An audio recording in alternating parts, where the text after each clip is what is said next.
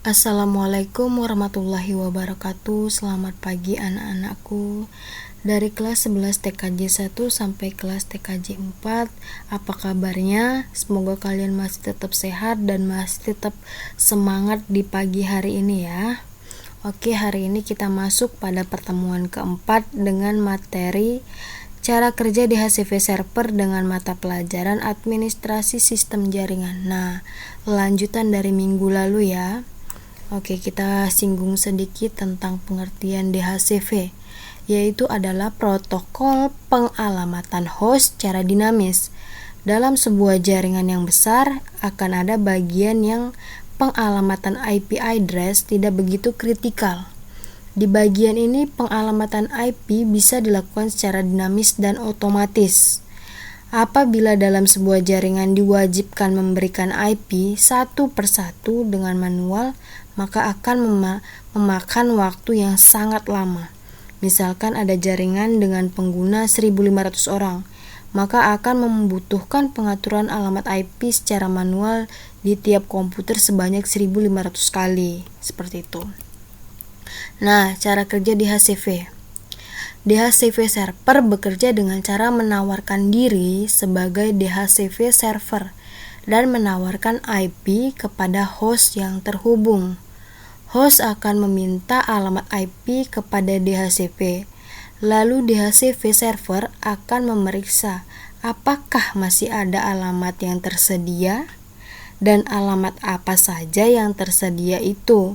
Setelah diketahui adanya alamat yang tersedia, maka DHCP server akan memberikan kepada host tersebut alamat tersebut.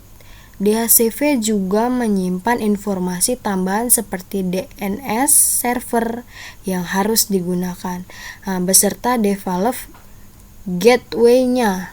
Alamat IP diberikan lengkap dengan informasi kapan dia kadaluarsa sehingga host bisa meminta lagi dan DHCP server bisa menyatakan alamat tersebut sudah bebas dan bisa digunakan kembali baik oleh host yang sama atau berbeda.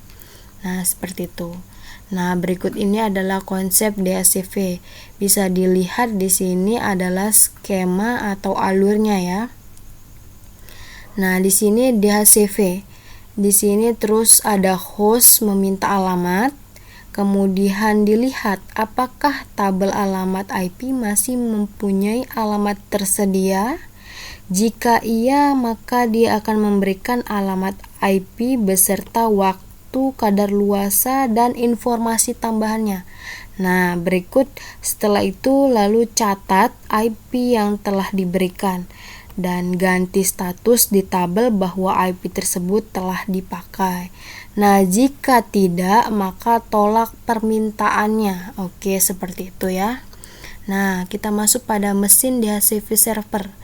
Biasanya, dalam suatu jaringan yang diatur oleh router, sudah memiliki DHCP server sendiri di routernya. Namun apabila harus menggunakan server seperti Linux Debian, maka kita harus memasang aplikasi yang bisa menjadikan server kita sebagai DHCP server. Di Linux Debian, aplikasi yang bisa digunakan sebagai DHCP server adalah DHCP 3 server. Nah, DHCP server bisa diinstal dengan menggunakan perintah berikut ya. Ini adalah perintahnya. Nah, kasus ini paket yang kita install bernama DHCP 3 server. Nah, seperti itu. Sekian dari pertemuan kita hari ini. Saya akan memberikan kamu tugas. Nah, tugasnya yang pertama yaitu jelaskan bagaimana cara kerja pada konsep DHCP menggunakan bahasa kamu sendiri. Yang kedua, sebutkan dan jelaskan kelebihan serta kekurangannya pada DHCP server ya.